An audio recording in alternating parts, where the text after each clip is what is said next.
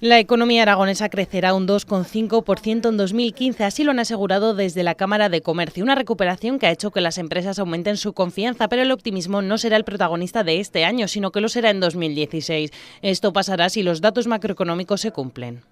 A priori, si las variables que tenemos en la mano siguen su comportamiento, puede ser un buen año, pero dependemos de muchas cosas.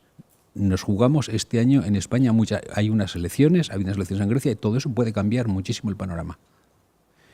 Tenemos que refinanciar mucho dinero.